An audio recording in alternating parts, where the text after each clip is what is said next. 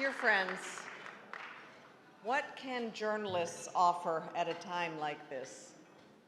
At a time of plummeting attention spans, of too much information and still somehow never enough, of war on facts and science, our troubled world needs accurate information more than ever. Yet, far too few people are receiving it. 40% of people globally are avoiding the news altogether.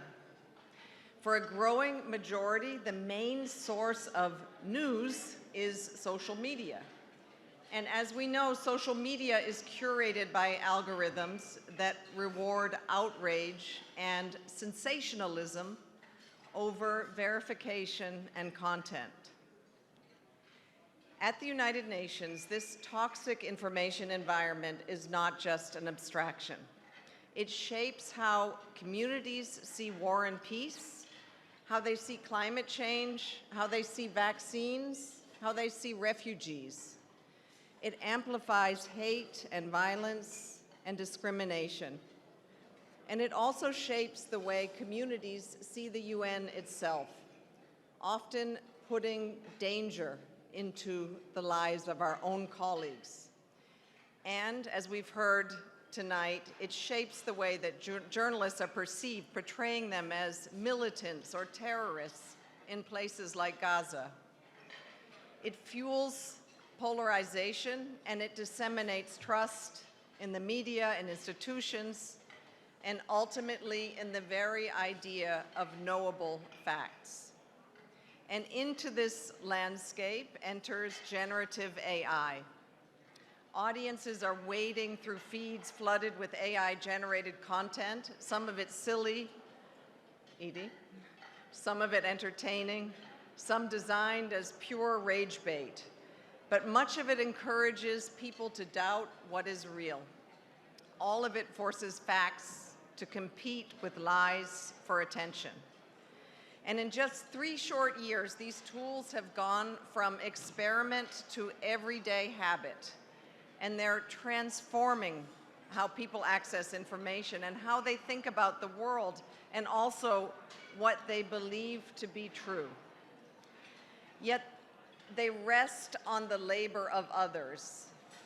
They have been trained on the blood, sweat, and tears of reporters and authors whose works have been scraped, have been summarized and repackaged without credit or compensation.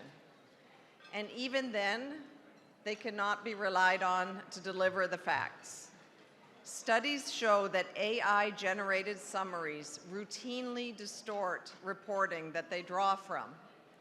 They flatten nuance, they miss context, and sometimes they fabricate details, all the while borrowing from the authority of journalists who spend years honing their craft, hours researching, interviewing, and verifying, and in too many cases, risking their lives to tell the story.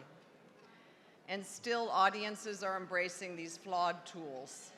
Hundreds of millions of people now use AI assistants every week. AI-generated summaries sit at the top of search results. And young people increasingly ask the bot before they even click on a news site. And every one of these shifts siphons traffic and revenue from news organizations, and it also piles more pressure onto already strained newsrooms. Dear friends, especially those in the media, this is not sustainable.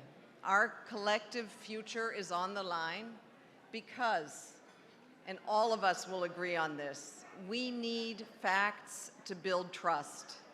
And we need trust to sustain a shared reality. And we need a shared reality to tackle the existential challenges that are facing humanity. And this is where you come in. At the United Nations, we look to professional journalists, and especially to UN correspondents, to provide those facts in context. You sit in Security Council stakeouts, the General Assembly, and the press briefing rooms, and you ask the hard questions. You push for clarity and explain the implications to people far beyond New York.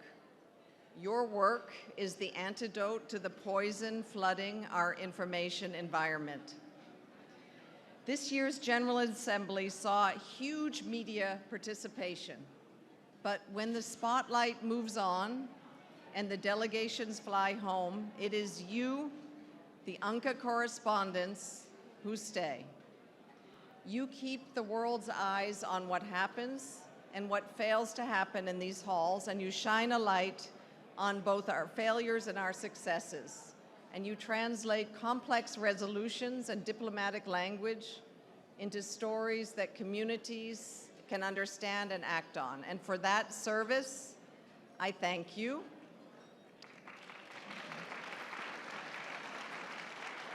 I thank you.